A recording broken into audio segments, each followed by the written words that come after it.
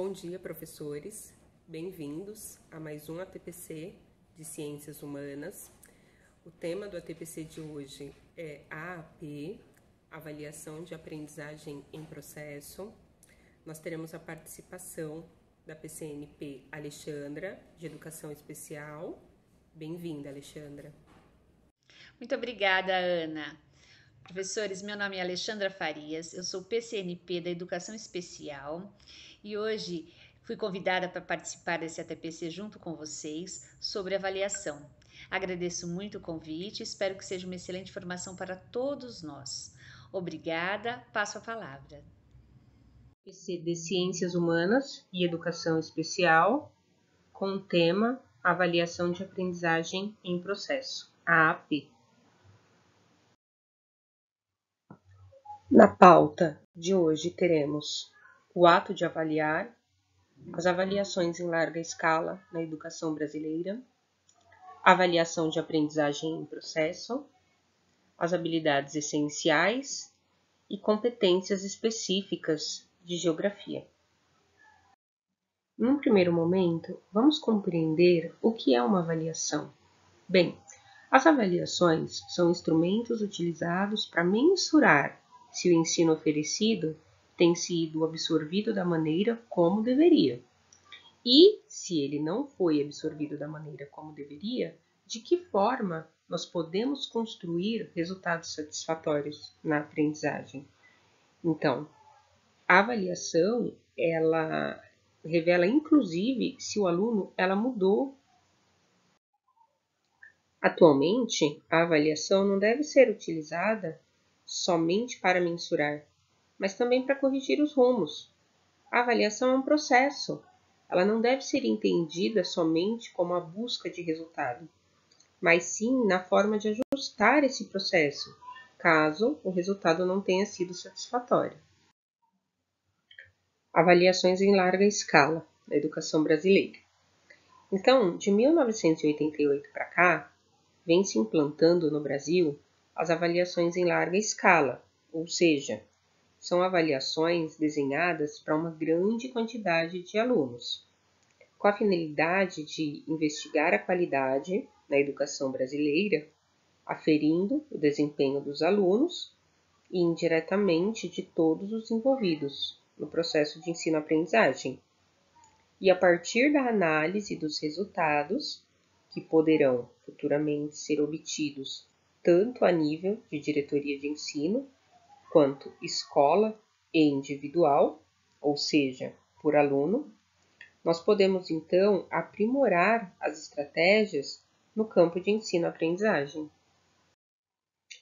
Dentre as avaliações em larga escala, hoje nós falaremos sobre a AP, que é a Avaliação de Aprendizagem em Processo, que tem como objetivo diagnosticar o nível de aprendizagem dos estudantes matriculados na rede estadual de ensino. Essa avaliação, ela tem o caráter formativo e somativo. De que forma isso acontece? A avaliação formativa é um conjunto de práticas que utiliza diferentes métodos avaliativos para medir de maneira profunda e individual o processo de ensino-aprendizagem dos alunos.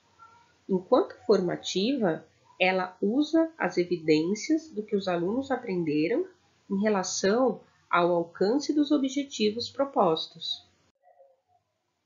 Quais são as características da avaliação formativa? Considerar que o desempenho escolar não é algo estático, ou seja, o erro não é um problema, ele faz parte do processo, nos dando a possibilidade de retomada. A avaliação não é pontual, ela é uma avaliação diagnóstica, ou seja, ela identifica as dificuldades. É uma avaliação inclusiva e é uma avaliação de mão dupla. A AP, enquanto uma avaliação formativa, me dá a possibilidade que, de acordo com as habilidades trabalhadas em salas de aula pelo meu aluno, após a realização da prova e a partir do resultado, o professor conseguirá saber individualmente como cada um absorveu o conteúdo, podendo fazer um plano de retomada, se necessário, nas habilidades que não foram atingidas em sala de aula por alguns alunos.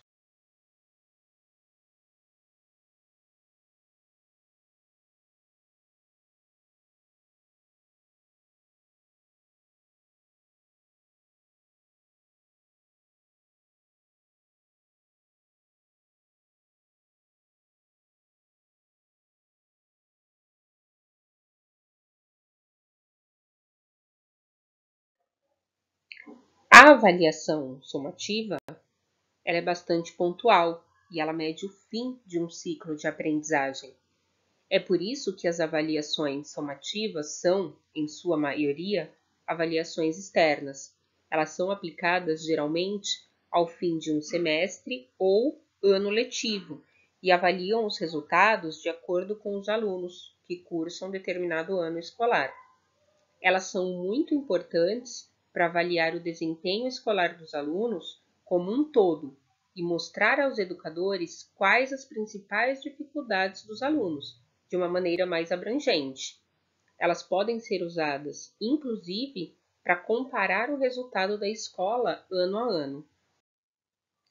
As principais características da avaliação somativa são: elas são avaliações diagnósticas, elas possuem a função de informar e verificar o desempenho escolar dos estudantes, elas nivelam a aprendizagem de um determinado número de estudantes e ela ajuda as escolas a comparar os resultados com os de outras instituições. Dessa forma, por se tratar de uma avaliação que ocorre geralmente no final de um processo de aprendizagem, a avaliação de aprendizagem em processo pode ser considerada somativa, além de os resultados gerados serem obtidos a nível de unidade escolar.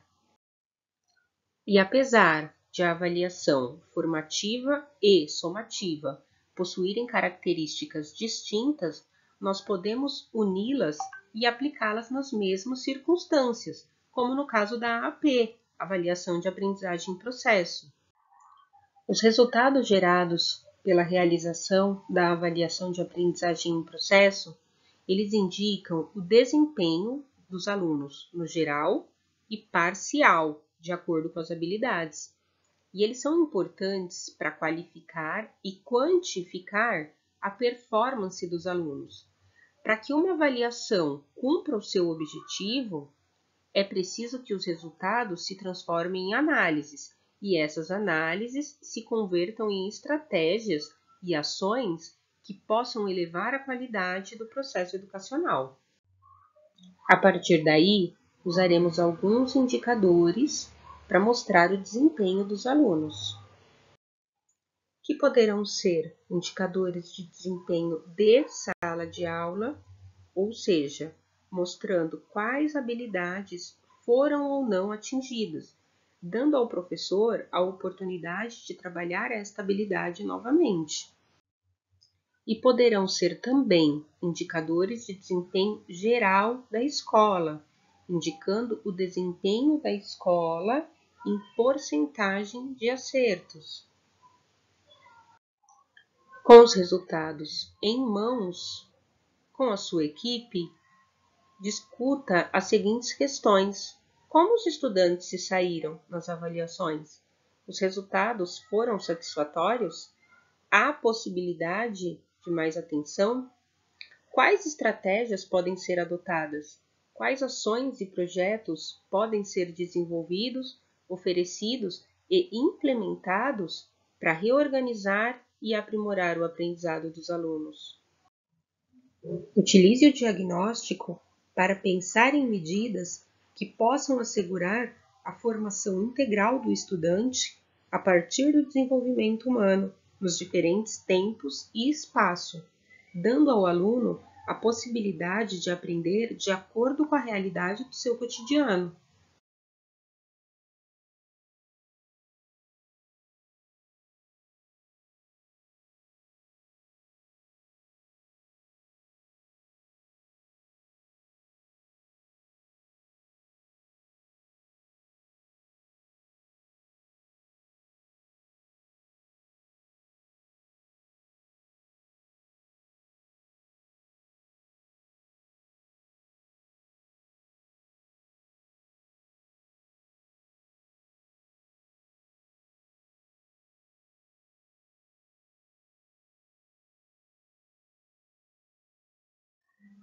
Os resultados da avaliação de aprendizagem em processo, após obtidos, serão publicados na plataforma SEDE, onde as escolas e professores terão total acesso.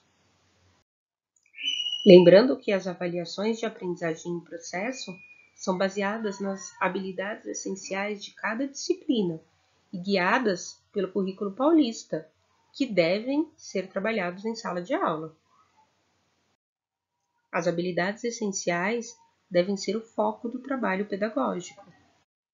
As habilidades essenciais se encaixam nas 5 unidades temáticas de geografia, que são elas: o sujeito e o seu lugar no mundo, conexões e escalas, mundo do trabalho, formas de representação e pensamento espacial e natureza, ambientes e qualidade de vida.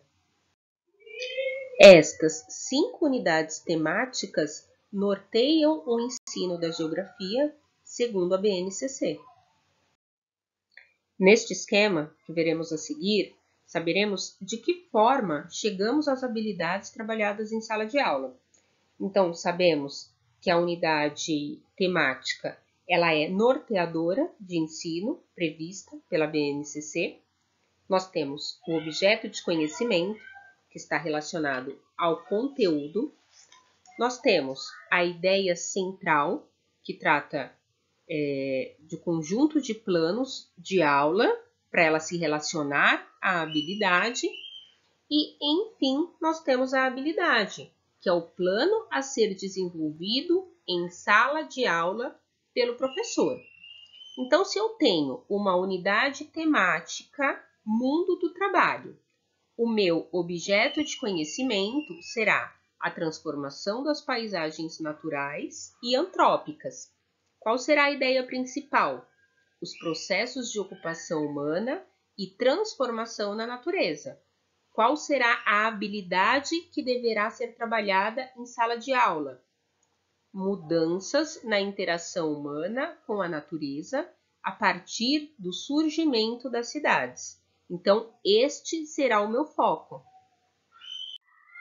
As competências gerais da BNCC são conhecimento, pensamento científico, crítico e criativo, repertório cultural, comunicação, cultura digital, trabalho e projeto de vida, argumentação, autoconhecimento e autocuidado, empatia e cooperação, responsabilidade e cidadania.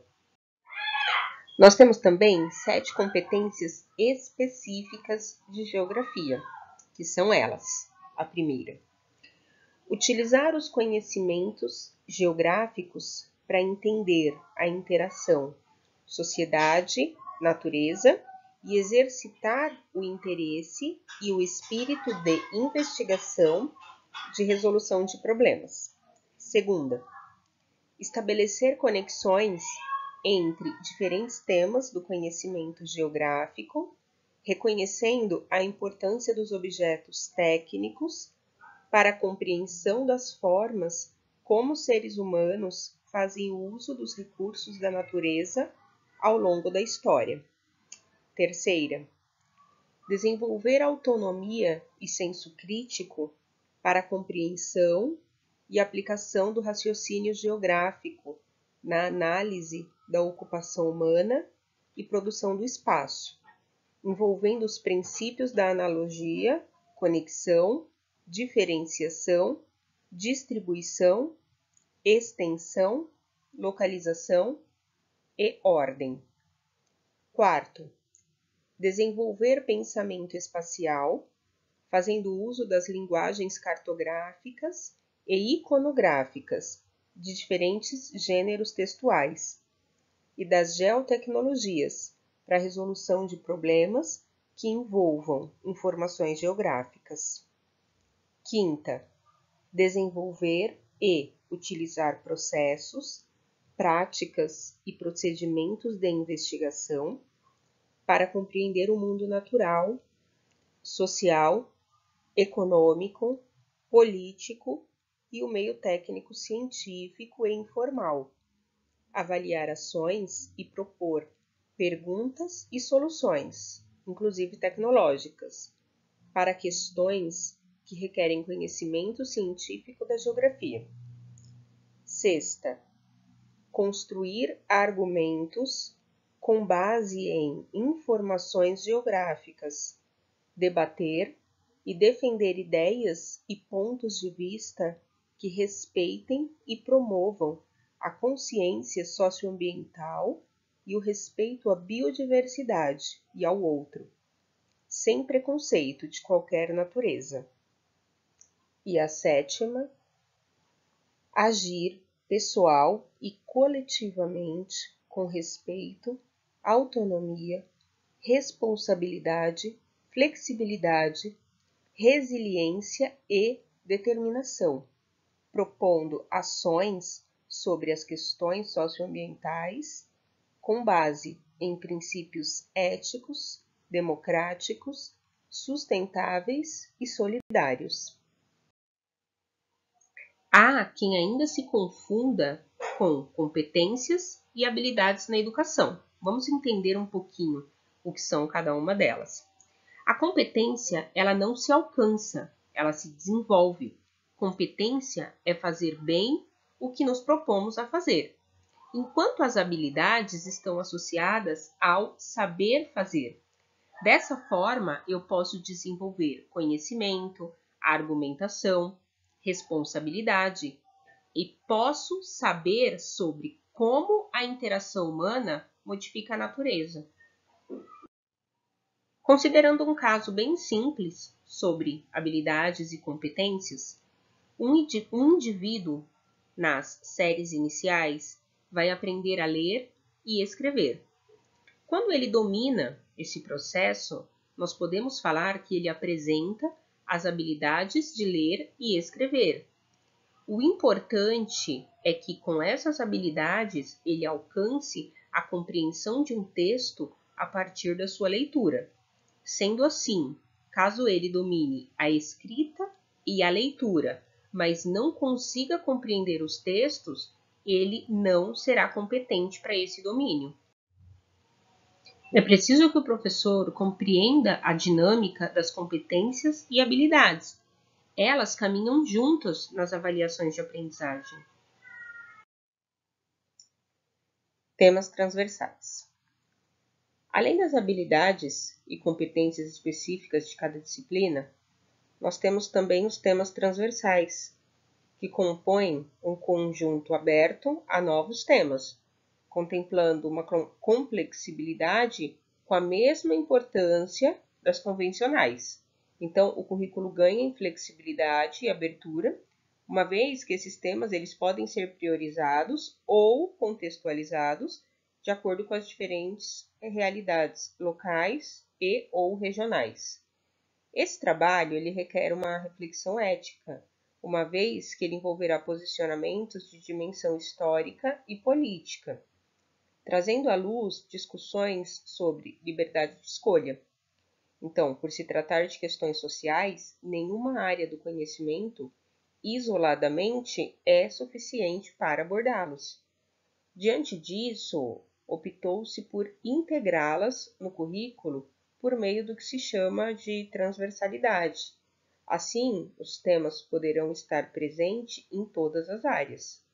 Porém, as áreas convencionais devem acolher os conteúdos e aplicá-las, mobilizando em torno das temáticas existentes.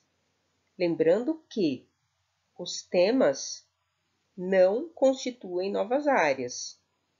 A inclusão dos temas, ela implica na necessidade de um trabalho sistemático e contínuo no decorrer de toda a escolaridade, e elas permeiam toda a prática educativa. Qual a importância dos temas transversais? Imagine uma sala de aula onde os alunos contribuem para o aprendizado tanto quanto o professor, onde as experiências de todos os indivíduos são relevantes e a comunidade participe ativamente do processo de ensino e aprendizado, onde cada aluno se sente parte importante da escola e isso os torne mais motivados, interessados e envolvidos nas atividades das aulas. onde todas as diferenças sejam respeitadas e todas as dificuldades sejam amparadas. Você, professor, gostaria que suas aulas fossem assim? Isso pode ser possível através do planejamento e de uma abordagem interdisciplinar dos temas transversais. Mas o que são os temas transversais?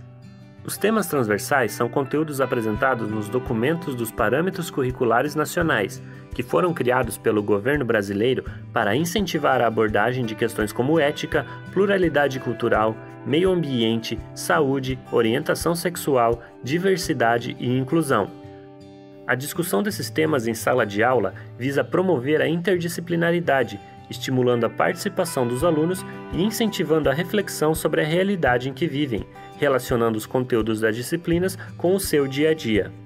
Para abordá-los de forma eficiente, é importante que o professor se familiarize com a comunidade escolar. É interessante que o professor observe as principais dificuldades locais sentidas pelos alunos e relacione com os assuntos da disciplina que leciona. Por exemplo, o professor pode usar fatos, acontecimentos ou situações da comunidade que atingem de forma direta ou indireta os alunos como exemplo para os conteúdos que ele está abordando. Assim, os alunos se sentem mais motivados e incluídos naquilo que está sendo discutido. Também é importante que o professor se atente aos próprios alunos, buscando conhecê-los individualmente. Isso é necessário para que seja possível entender o perfil de aprendizagem da turma e como planejar as aulas de forma que todos os alunos possam acompanhar o conteúdo apresentado, sem que se sintam deixados de lado ou ignorados. Mas e como colocar isso em prática? Primeiramente, ao fazer o seu planejamento de aula, observe a grade curricular e os conteúdos que você precisa abordar. Independente de quais forem esses conteúdos, sempre há uma maneira de inserir os temas transversais junto deles. Tente interligar esses conteúdos com as situações de interesse da comunidade escolar e da realidade dos alunos. Você também pode conversar com outros professores sobre quais assuntos estão sendo abordados nas aulas deles e, juntos, discutirem formas de conectar esses assuntos através dos temas transversais. É possível falar de ética nas aulas de português, por exemplo, citando autores que falem sobre esse tema, ou discutir sobre meio ambiente nas aulas de matemática, aplicando questões ou problemas que tratem sobre esse assunto. As combinações são infinitas. Cabe ao professor tentar encontrar aquelas que melhor se adequem à sua necessidade. Também existe a possibilidade de dialogar com os alunos e propor em conjunto uma nova forma de aula. Experimente, busque novas maneiras de ensinar que sejam diferentes do convencional e mantenha o diálogo aberto com os alunos. Ajude-os a refletir, provoque novas ideias e esteja disposto a mudar. Afinal, sempre é possível melhorar alguma coisa. Os temas transversais propostos pelo currículo são ética, meio ambiente, pluralidade cultural, saúde e orientação sexual. Esses 5 temas compõem os temas transversais. Vamos falar um pouco sobre a seguir. Então, o primeiro deles é a ética. A ética diz respeito a reflexões sobre a conduta humana. Então, como agir perante os outros? E ela pode ser encontrada, em primeiro lugar, na escola que nós trabalhamos, na relação entre alunos, professores, funcionários e pais. Em segundo lugar, ela pode ser encontrada nas disciplinas do currículo, uma vez que o conhecimento não é neutro a valores. Então, esse tema, ele nos traz a proposta de que a escola realize um trabalho que possibilite o desenvolvimento da autonomia moral. Em segundo lugar, temos a pluralidade cultural. Para viver democraticamente em uma sociedade plural, é preciso respeitar os diferentes grupos e culturas que a constituem. Então, a sociedade brasileira é formada por diferentes etnias, por imigrantes de diferentes países, e isso nos coloca em contato com grupos diferenciados, além de que as regiões brasileiras têm características culturais bastante diversas, e essas diferenças no plano social e cultural muitas vezes são marcadas por preconceito e discriminação. O grande desafio da escola é investir na superação da discriminação e demonstrar a riqueza representada pela diversidade étnico-cultural, lembrando que a escola deve ser um local de diálogo, de aprender e de conviver, vivenciando a própria cultura e respeitando as demais. Em seguida, nós temos o meio ambiente. Então, a vida cresceu e se desenvolveu na Terra, como uma trama, uma grande rede de seres interligados, independentes. Essa rede entrelaça de modo intenso e envolve um conjunto de seres vivos e elementos físicos. Para cada ser vivo que habita o planeta, existe um espaço ao seu redor, com todos os outros elementos e seres vivos, que com ele interagem por meio de relações e troca de energia. E isso constitui o meio ambiente. O ser humano faz parte do meio ambiente e, portanto, são objetos da área ambiental. Ao longo da história, o homem se transformou pela modificação do meio ambiente, criando culturas, estabelecendo relações econômicas e etc. Então fica uma reflexão. Essa relação homem versus meio ambiente, ela é adequada e equilibrada? Saúde. O nível de saúde das pessoas reflete a maneira como elas vivem. Numa interação dinâmica entre potencialidades individuais e condições de vida. Então, não se pode compreender ou transformar a situação de um indivíduo ou de uma comunidade inteira sem levar em conta que ela é produzida pelas relações com o meio físico, social e cultural.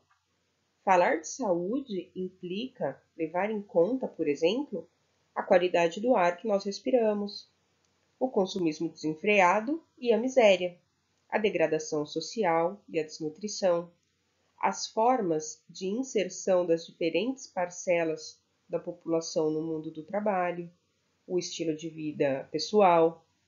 Então, atitudes favoráveis ou desfavoráveis à saúde são construídas desde a infância pela identificação com valores observados com modelos externos ou grupos de referência. Então, a escola ela cumpre o papel destacado na formação dos cidadãos para uma vida saudável, na medida em que o grau de escolaridade em si tem total associação com o nível de saúde dos indivíduos ou dos grupos populacionais. Mas a explicação da educação para a saúde, como tema do currículo, eleva a escola ao papel de formadora de protagonista e não de paciente. Então, ela é capaz de valorizar a saúde, discernir e participar de decisões relativas à saúde individual e coletiva. Portanto, a formação do aluno para o exercício da cidadania compreende a motivação, a capacitação para o autocuidado, assim como a compreensão da saúde como um direito, responsabilidade pessoal e social. E por último, e não menos importante, nós temos a orientação sexual.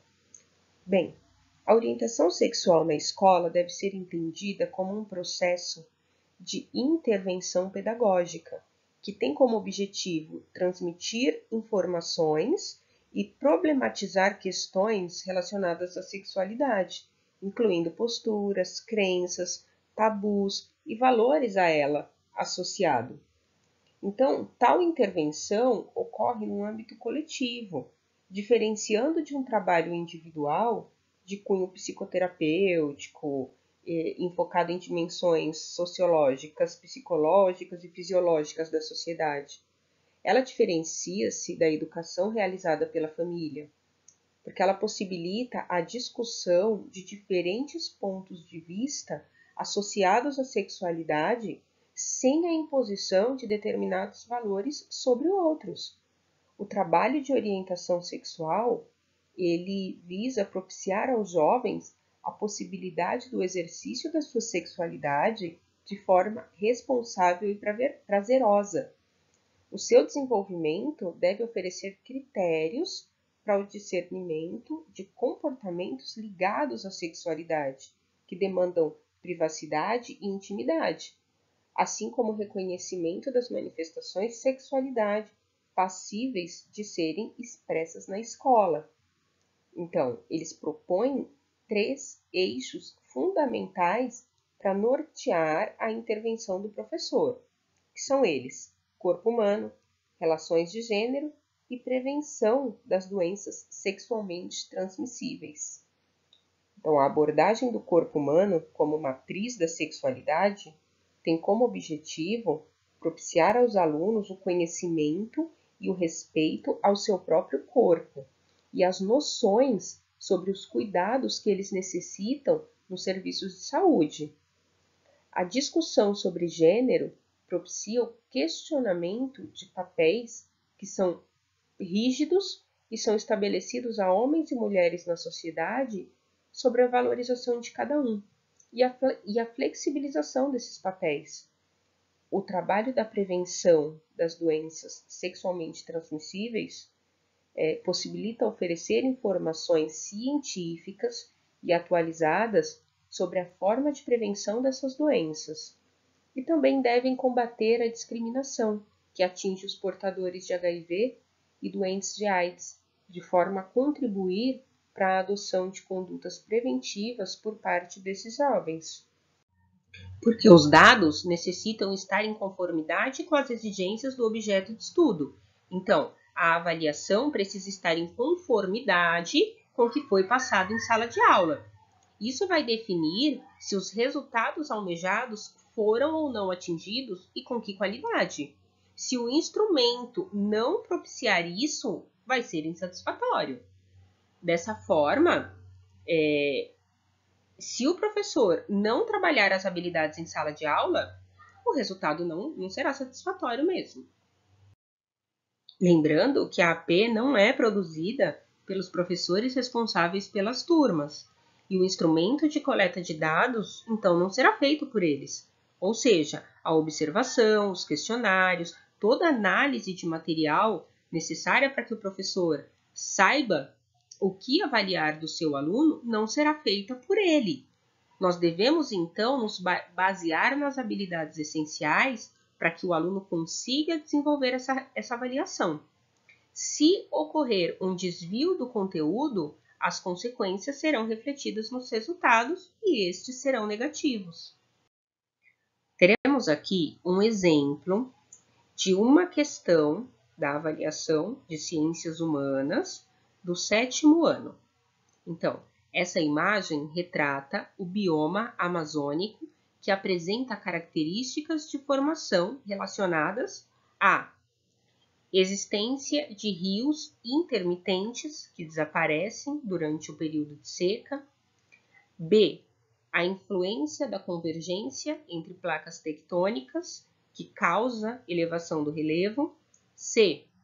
Ao regime climático equatorial com temperaturas elevadas e alta pluviosidade. D. Ao tipo de solo calcário e rico em fragmentos de rocha e matéria orgânica. A habilidade: identificar as generalidades e singularidades dos biomas brasileiros. Ela é trabalhada em geografia no 7º ano do ensino fundamental, no 1º bimestre. Então, se o professor não trabalhar as habilidades de forma correta, o resultado da avaliação será negativo.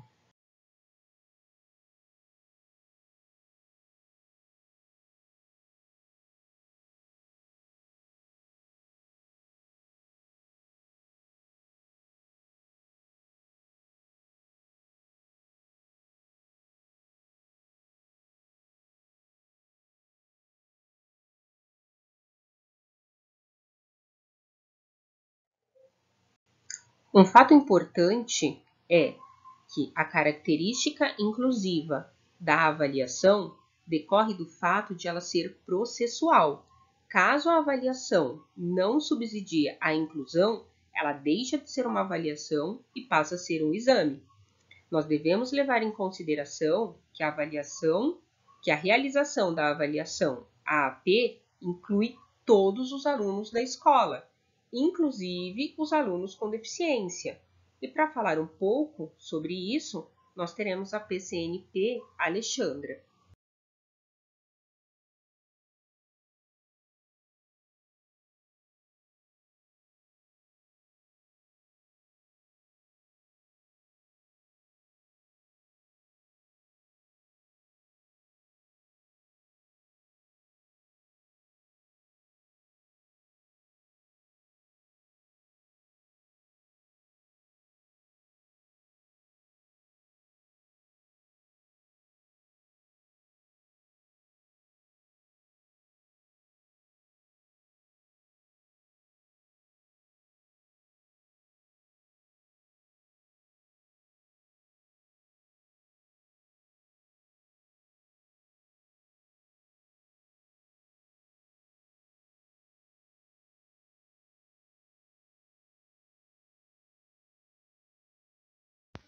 Obrigada, Ana.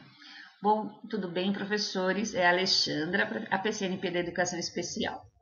Professores, essa avaliação diagnóstica, neste momento, como que ela vai ser feita? Ela é feita num sistema de igualdade. Esta prova, ela vem igual para todos os alunos. Não há uma diferenciação de um aluno com deficiência intelectual, com TEA, síndrome de Down. Nenhuma prova é diferente. Elas são feitas num sistema de igualdade.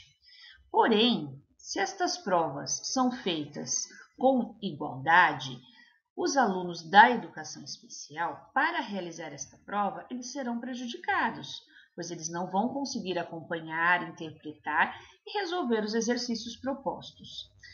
Então, de acordo com o novo guia da flexibilização da educação especial, os professores da sala regular, eles podem auxiliar o aluno com deficiência. De que forma? Fazendo a leitura, ajudando na interpretação, com o entendimento da prova, auxiliando o aluno da melhor forma possível. Isso pode ser feito pelo professor da sala regular. Esse aluno tendo diagnóstico, ele pode ser auxiliado também pelo professor de sala de recursos. Ele tem essa possibilidade de flexibilização do currículo para que ajude ele, no momento da prova, a responder às suas provas. Aqueles que têm condições de ser feito essa flexibilização. Se houver algum aluno que é totalmente comprometido e ele não vai compreender de forma nenhuma, ok, então este aluno não vai fazer a prova. Mas a princípio, todos os alunos precisam fazer a prova, pois a presença é contada para a média da escola. Professores, aproveitando que estamos com esse ATPC falando do tema de avaliação, como que fica a sua avaliação, professor, lá na sala regular, quando você precisa realizar uma atividade, precisa realizar uma avaliação com os alunos? Quais são os objetivos para esses alunos com TEA, com DI, com qualquer outra deficiência? Então, vamos aproveitar esta formação e já tocar um pouco nesse assunto e esclarecer, na medida do possível, um pouquinho sobre o que é avaliação para uma criança com deficiência. Os objetivos, eles são os mesmos, eles não mudam. O que difere, o que é diferente é que para o aluno da educação especial, ele é feito individual. Ele não pode ser pensado numa avaliação como um todo. Ele é pensado na avaliação para cada aluno, pois cada um tem as suas especificidades.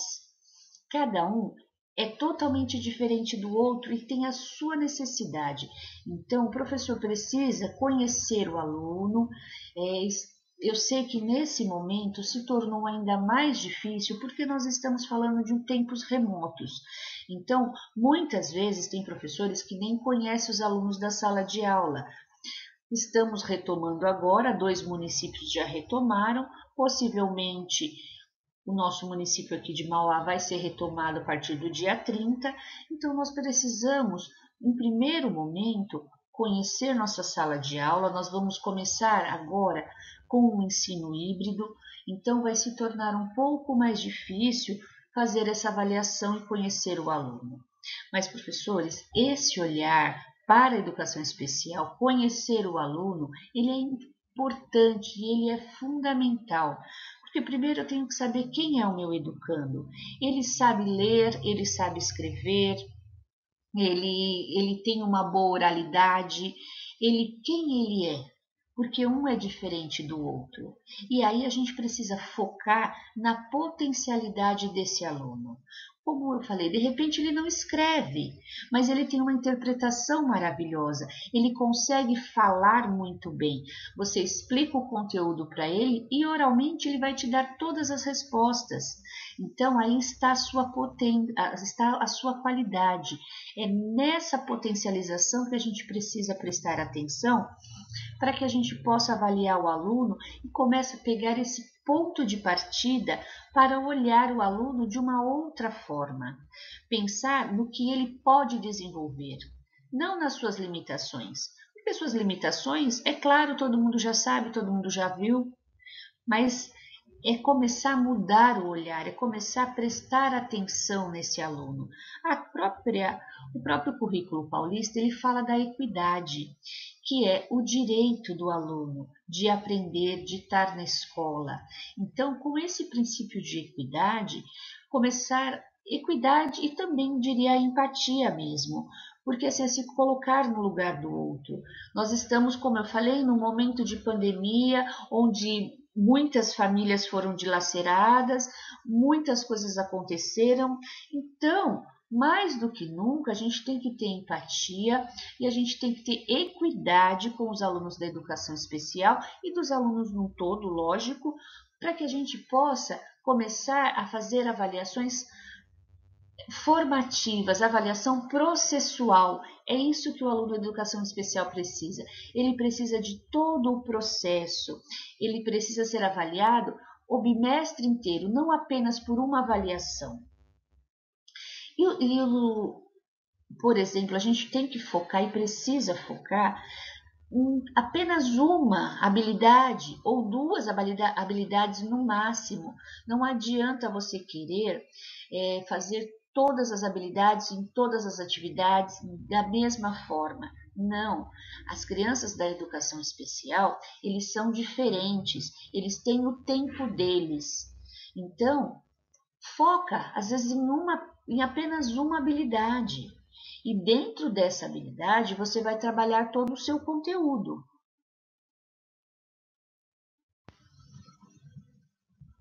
Professores, aqui nesse documento, eu trago o boletim da COPED número 12. Nele deixa claro que cabe ao professor regente a responsabilidade de realizar adaptações, flexibilizações e atividades ao seu estudante, quando dentro da sala de aula regular. Aí gera uma grande polêmica. Quando a gente fala que é o professor da sala regular que tem que fazer a adaptação para o seu aluno, muitos professores da sala regular vão dizer: eu não sei fazer adaptação. Como que eu faço? Eu não tive formação, eu não sei fazer. Professor, eu tenho certeza que você faz adaptação sim lá na sua sala de aula. Você flexibiliza o seu currículo. Por quê? Quando, professor, você está dentro de uma sala de aula, desenvolvendo qualquer assunto, o aluno, em determinado momento, qualquer aluno, levanta a mão e fala assim: professor, eu não entendi. O que você faz? Você usa um outro exemplo, você mostra, você usa uma outra linguagem, você faz um desenho, você arruma uma forma de que esse aluno possa entender o que você está explicando. É isso que você está fazendo, flexibilizando, adaptando o currículo. E quando fala do aluno de educação especial, é a mesma coisa. Você explicou o conteúdo, o menino não entendeu. Por exemplo, agora há pouco a Ana falou de bioma.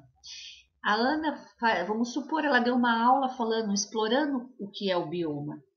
Esse menino da educação especial, ele não entendeu. Então, o que ela vai fazer? Ela vai pegar dentro do conteúdo uma pequena parte, entender apenas que o bioma ele existe e que existe alguns tipos de bioma no Brasil. Ela não precisa explicar todo o conteúdo.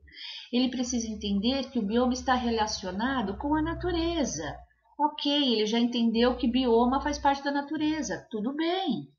A gente precisa conhecer e respeitar as especificidades de cada aluno. Por isso que eu comentei, nesse momento, é complicado fazer adaptação curricular, porque nós estamos no remoto, mas em breve estaremos no híbrido. E também vocês, professores da sala regular, podem e devem contar sempre com a ajuda do professor da sala de recursos. O professor da sala de recursos, ele tem preparo e ele tem como auxiliar vocês a fazer essa adaptação. Então, se você tem um aluno na sua sala de aula com DI, com TEA, e ele frequenta a sala de recurso, você pode procurar o professor coordenador da sua escola, para que esse professor coordenador entre em contato com o professor da sala de recursos, para possivelmente ir num ATPC, para ensiná-los a fazer a adaptação curricular. Para esse professor de sala de recursos ir até a sua escola e auxiliar, e na sala do aluno mostrar como faz, como é possível, para que esse aluno possa avançar. Professores, eu trago aqui um outro documento, que é a legislação. No artigo 59, ele está escrito: os sistemas de ensino assegurarão aos educandos com deficiência, transtornos globais do desenvolvimento e altas habilidades ou superdotação, currículos, métodos, técnicas, recursos educativos e organizações específicos para atender às suas necessidades. Então, professor, a adaptação curricular, ela foi regulamentada por uma lei. Então, ela existe e ela precisa ser feita, ela precisa ser cumprida para que todos os educandos tenham o direito de ser protagonista da sua história, para que todos possam participar da educação, da escola como um todo. Para a sala de recursos, a avaliação ela é um pouquinho diferente, não é do jeito da convencional que os professores conhecem, que é feita uma avaliação e nela é atribuída uma nota. Na sala de recursos, nós não damos notas, não tem um conceito 1, 2, 3. Esse conceito ele é feito pela evolução do aluno. Nós, na sala de recursos, nós realizamos uma avaliação processual, onde cada movimento, cada evolução do aluno, ela é considerada. E para ser feito essa avaliação, é conhecida pelos professores de sala de recursos como o anexo 1, e nela são verificadas as 10 áreas de condutas adaptativas, que é comunicação, autocuidado, a vida no lar, habilidades sociais, desempenho na comunidade, independência na locomoção, saúde e segurança, habilidades acadêmicas funcionais, lazer e trabalho. Como eu falei, a sala de recursos não tem nota, e a sala de recursos ela não é uma sala de reforço. Ela é uma sala na onde as crianças com deficiência vão frequentar em período oposto, no contraturno, para que eles possam desenvolver habilidades. Então, não é reforço. Ela não vai para a sala de recursos para fazer um reforço de matemática, de português, de história. Não, ela vai para a sala de recursos com a intenção de desenvolver as suas habilidades. E o professor especialista, ele procura de todas as formas desenvolver aquilo que é mais funcional para o aluno. Na sala de recursos, esse plano de atendimento individual, que é o PAI, é o que mais norteia os professores, porque, como eu falei, no primeiro momento a gente faz uma avaliação inicial de como é esse aluno, onde ele vive, quem são os familiares, qual é a comunidade onde ele está inserido. Após toda essa análise sociocultural da criança, nós começamos a traçar objetivos, metas para a evolução dessa criança. Onde ela pode melhorar, onde a gente precisa intervir para que ela possa evoluir no seu processo de aprendizagem. Esse plano de atendimento individual, ele faz esse norteamento, ele nos mostra por onde devemos começar. E para os professores da sala regular, seria bem interessante também vocês criarem esse plano de atendimento, porque ele é necessário para que você, professor da sala regular, também saiba quem é o seu aluno, aonde ele se encontra, que fase do desenvolvimento que ele se encontra, o que ele sabe, o que ele precisa saber, o que é fundamental que ele conheça, que ele saiba.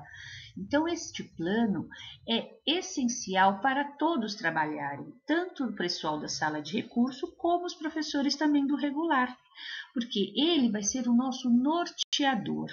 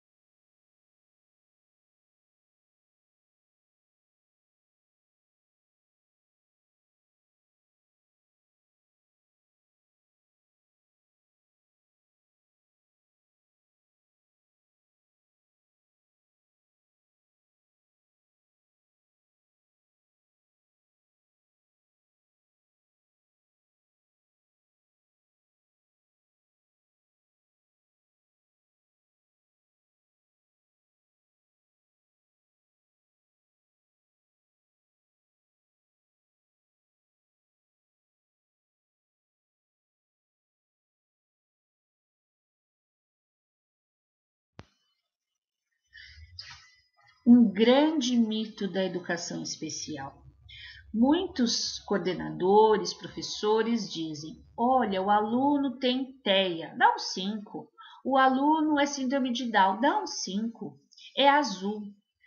Professor, o aluno lá da sua sala de aula regular, normal. Você trabalha o bimestre inteiro, você faz atividades e esse aluno, você dá uma determinada nota. Dessa nota que você atribui ao seu aluno, você tem evidências por que ele foi atribuído aquela nota. Na educação especial, é a mesma coisa. Você tem que atribuir nota que é merecido pelo aluno. Durante o bimestre, você trabalhou, você fez adaptação curricular, você fez a flexibilização, você fez toda a sua parte, você também tem evidências que aquele aluno não acompanhou, não desenvolveu o conteúdo. Então, ele merece sim ficar com 2, ficar com 1. Não é necessário dar uma média 5. Ele pode ter o laudo que for, ele precisa ser atribuído a nota que ele realmente desenvolveu.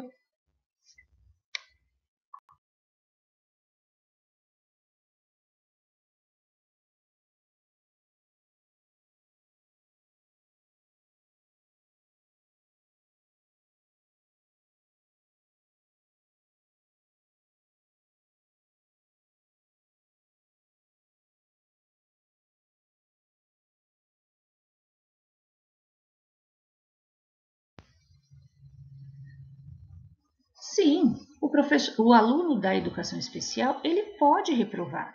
Se ele não desenvolveu nenhum conteúdo, não houve nenhuma evolução, os professores fizeram a flexibilização, a adaptação, a adequação curricular e esse aluno não compreendeu, ele pode sim e deve ficar reprovado. Agora, porém, também cabe sempre um bom senso. No sentido, esse aluno no primeiro bimestre tinha 1, conseguiu ficar com 2, com 3, com 4. Houve uma evolução, então ele pode ser aprovado.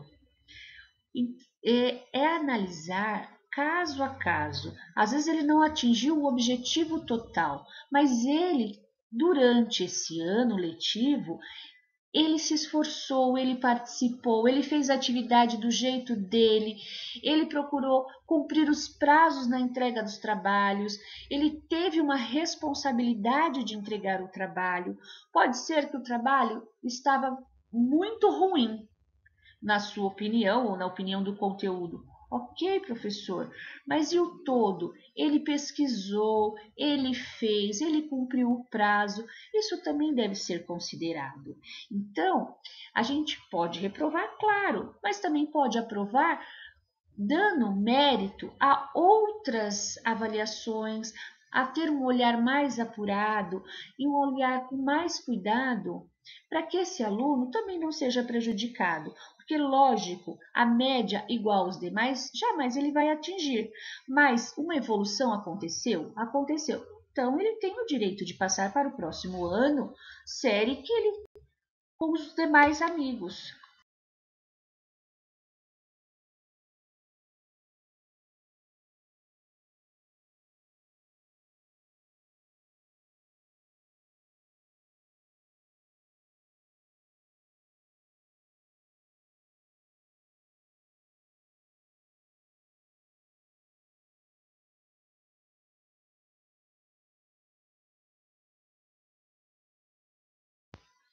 Recentemente, o governo ele liberou um guia da flexibilização curricular para os alunos público-alvo da educação especial, porque agora nós teremos um novo desafio, que é o ensino híbrido.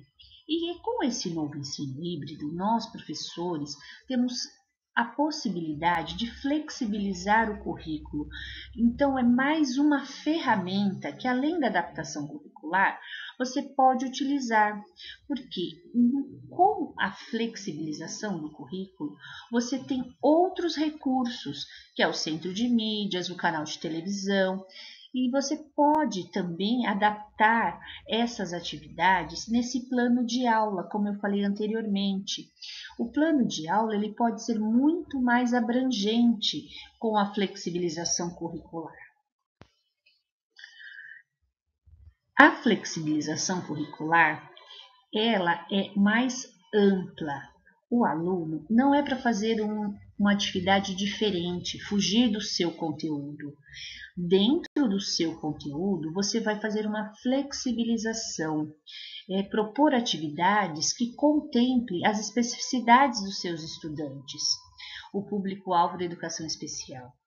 Esses alunos, eles têm mais uma possibilidade de adaptação, de flexibilização, de adequação. Então, vai caber conhecer as especificidades de cada aluno para que você, professor, possa contemplar da melhor forma as atividades para o seu aluno. Professor, aqui eu trago para vocês um exemplo de como fazer a adaptação, a flexibilização. Então, vamos supor que dentro do conteúdo de geografia, você esteja trabalhando cartografia com os seus alunos. Então, aqui está um exemplo de como você pode fazer uma adaptação.